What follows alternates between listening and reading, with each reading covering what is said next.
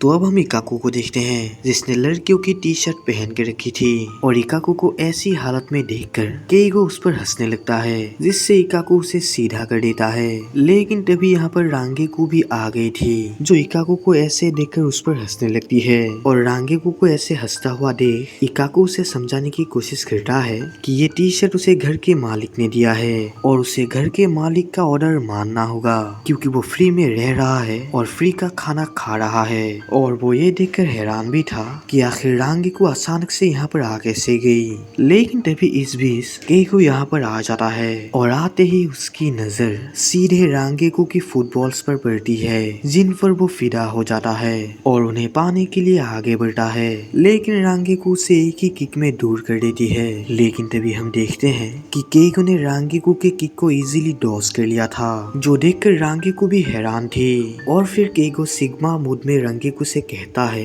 कि रांगेको से हल्के में ना ले क्योंकि रांगेको की एक ही टेक्निक उस पर बार बार काम नहीं करेगी। और तभी केइगो की बात खत्म होने से पहले ही रांगेको उसके मुंह पर फिर से एक किक मार देती है और इस बार बेचारा केइगो नहीं बच पाता और इस किक से उसकी सारी हेकड़ी निकल जाती है। और तभी इस टाइम पे मिजुहो भी यहाँ पर आ जाती है और रांगेको को यहाँ देखकर पहले तो उसे लगता है कि वो गलत कमरे में आ गई लेकिन तभी वो कंफर्म हो जाती है कि वो सही कमरे में आई है और वो रांगेको को अपने कमरे में देखकर भड़क जाती है क्योंकि उसके हिसाब से रांगेको उसके प्यारे तकले इकाको पर लाइन मार रही है जो वो बिल्कुल भी नहीं चाहती कि कोई दूसरी औरत उसके प्यार पर आंख डाले।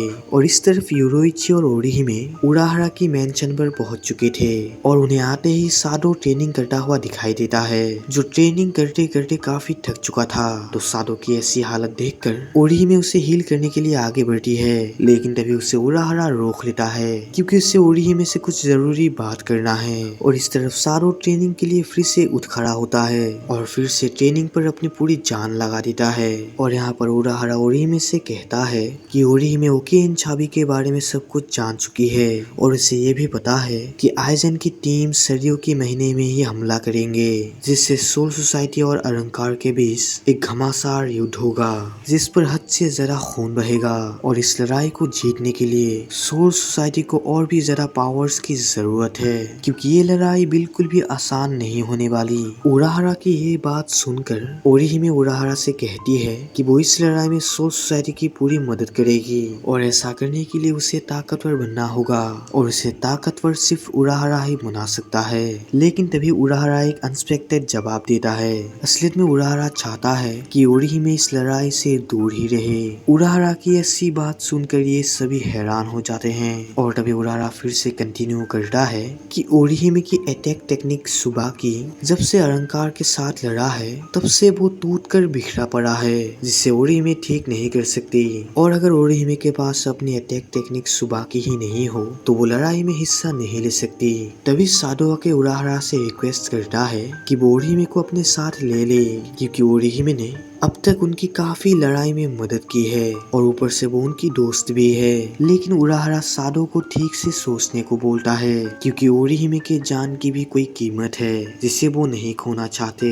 ये सुनकर सादो फिर से उराहारा से कहता है कि भले ही ओरिहिमे के पास लड़ने की काबिलियत ना हो लेकिन उसके पास एक जरूरी काबिलियत है जिसकी उन्हें जरूरत है और वो है डिफेंसिव और हीलिंग पावर। लेकिन उराहारा फिर से क्लियर करता है कि ओरिहिमे की डिफेंसिव पावर और उसकी हीलिंग पावर इतनी ज्यादा खास नहीं है जो उनकी लड़ाई में मदद करे और वैसे भी उनके पास हीलिंग के लिए पहले से ही स्क्वाड 4 मौजूद है और कैप्टन उनाहाना और उसकी लेफ्टिनेंट्स हीलिंग में माहिर हैं। तो इनके रहते उन्हें ओरिहिमे की मदद की कोई जरूरत नहीं और उसके हिसाब से ओरिहिमे उनकी लड़ाई में कोई भी मदद नहीं कर सकती क्योंकि ओरिहिमे के पास अपनी लड़ने की काबिलियत ही नहीं है। तो ओरिहिमे उनके लिए सिर्फ एक बोझ ही बन जाएगी। ओरिहिमे को बॉस कहता हुआ सुन सारो भड़क जाता है लेकिन तभी ओरिहिमे कहती है कि उराहारा ने जो कहा वो बिल्कुल सही है। असलियत में वो बहुत कमजोर ही है जो लड़ाई में उन सभी के ऊपर सिर्फ एक बोझ ही बन जाएगी और ऐसा ओरिहिमे बिल्कुल भी नहीं चाहती। तो वो ये बोलकर यहाँ से चली जाती है। सारो उसे जाता हुआ देख उसे रोकने की कोशिश करता है लेकिन तभी उसे रेंजी रोक लेता है और उसे समझाने की कोशिश करता है कि उराहारा जो कह रहा है वो बिल्कुल सही है। ओरिहिमे का जंग में ना जाना ही ही सही होगा।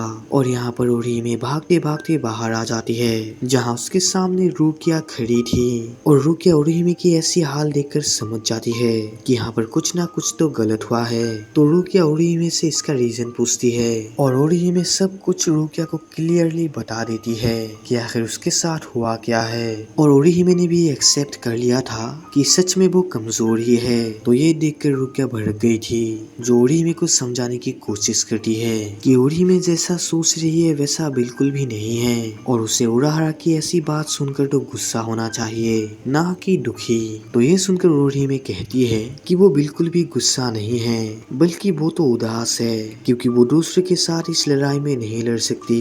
तो उसे इस बात से अफसोस नहीं है कि वो दुखी है, क्योंकि दूसरों पर बोझ बनने से अच्छा तो यही है कि वो दुखी ही रहे। लेकिन रुकिया उसे मोटिवेट करके कहती है कि ओरिहिमे बोझ बिल्कुल भी नहीं है, बल्कि बोझ तो वो सब होते हैं जो लड़ाई में किसी को भी नहीं बचा सकते। और ओरिहिमे ने तो उसके दोस्तों के साथ मिलकर सोल सोसाइटी में रुकिया की जान बचाई थी। अगर उस दिन उन्होंने ऐसा नहीं किया होता तो शायद आज वो जिंदा नहीं होती। तो इससे साफ पता चलता है कि ओरिहिमे बोझ बिल्कुल भी नहीं है। रुकिया की ऐसी बात सुनकर ओरिहिमे को भी बहुत अच्छा फील होता है। लेकिन तभी यहाँ पर अचानक से आसमान से हियोरी टपक जाती है और सीधे ओरिहिमे को पकड़ के कहती है कि वो ओरिहिमे को यहाँ से ले जाने आया है, क्योंकि हाची को ओरिहिमे के साथ कुछ जरूरी बात करना है। और वो ये बोलकर ओरिहिमे को यहाँ से ले जाती है। और रुकिया जो ये सब देखकर हैरान थी कि आखिर ये छोटी लड़की थी कौन। और फिर हियोरी ओरिहिमे को यहाँ पर फिर से ले आती है, जिसके बाद हियोरी इचिगो के साथ फिर से ट्रेनिंग पर लग जाती है। और तभी ओरिहिमे के पास हाची आता है, जो ओरिहिमे को अपना इंट्रोडक्शन देता है कि उसका नाम हाची है। और फिर वो ओरिहिमे के गले को घुमाकर उसकी टूटी हुई हेयर पिन को चेक करता है। और ये देखकर वो समझ जाता है कि ओरिहिमे की पावर का सोर्स यही हेयर पिन है, जो फिलहाल टूट चुका है। लेकिन हाची इस हेयर पिन को ठीक कर सकता है। ये जानकर ओरिहिमे बहुत ज्यादा खुश होती है और हाची से रिक्वेस्ट करती है कि वो इस पिन को ठीक कर दे। जिसके बाद हाची इस हेयर पिन को ठीक करने लगता है। और फिर हाची ओरिहिमे से कहता है कि ओरिहिमे की पावर हाची की तरह ही सेम है, जिससे अगर ये हेयर पिन टूट भी जाए तो वो फिर से अपने असली रूप में आ सकते हैं। लेकिन ओरिहिमे के साथ ऐसा नहीं हो रहा, जो बिल्कुल अजीब है। और जैसे ये हेयर पिन ठीक होता है तो तभी अचानक से सुबाकी अपने रूप पर आ जाता है। और सुबाकी को देखकर ओरिहिमे बहुत ही ज्यादा खुश होती है और हाची की शुक्रिया अदा करती है। और तभी हाची ओरिहिमे से कहता है कि ओरिहिमे को लड़ाई में जाने से मना किया गया था, क्योंकि उसके पास उसकी अटैक टेक्निक सुबाकी नहीं थी। लेकिन अब सुबाकी बिल्कुल ठीक है, तो ओरिहिमे लड़ाई में हिस्सा ले सकती है।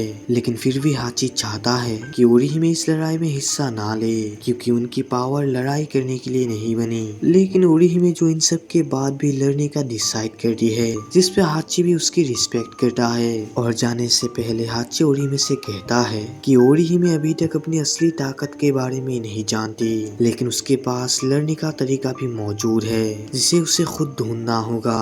और फिर ओरिहिमे इस बैरियर के अंदर से निकल आती है, जहाँ पर रुकिया पहले से ही उसके लिए वेट कर रही थी। और रुकिया को यहाँ देखकर ओरिहिमे चौंक जाती है और इस जगह के बारे में रुकिया से छुपाने की कोशिश करती है।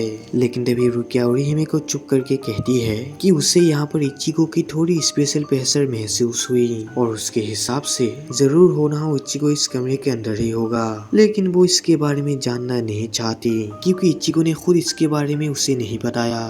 तो जरूर इसके पीछे इचिगो की कोई बड़ी वजह होगी, जिसे रुकिया जोर जबरदस्ती नहीं जानना चाहती। और ऊपर से वो ये जानकर भी खुश है कि जो भी हो इचिगो सुरक्षित तो है। और फिर ओरिहिमे अपने मन में कहती है कि इचिगो जब तक उसके पास होता है तो ओरिहिमे खुद को बहुत ही सेफ महसूस करती है, जैसे इचिगो उसकी शील्ड हो।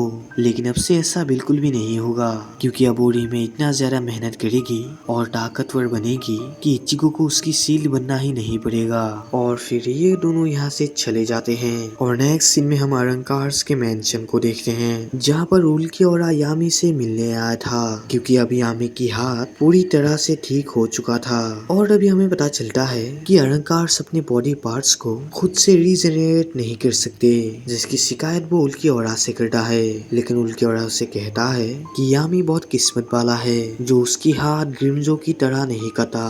अगर ऐसा होता तो यामी को एस्पादा से ही निकाल दिया जाता। ये बात सुनकर यामी भी समझ जाता है। और तभी हीलर अरंकार उससे कहती है, जिसका नाम रोका है कि क्या अब यामी अपने हाथ को पूरा कंफर्ट फील कर रहा है जैसे पहले उसका हाथ था। तो यामी उसके हाथ को चेक करने के लिए रोका को ये गुस्से में मार देता है, जिससे उसे पता चलता है कि उसका हाथ अभी तक पहले जैसा काम नहीं कर रहा। और यामी की ऐसी हरकत देखकर उल्के और भी थोड़ा गुस्सा होता है। और तभी हम मास्टरमाइंड आइजेन को देखते हैं जो मॉनिटर पर ओरिहिमे के पावर्स को चेक कर रहा था और अब उसे ओरिहिमे के पावर्स पर दिलचस्पी बढ़ चुकी थी।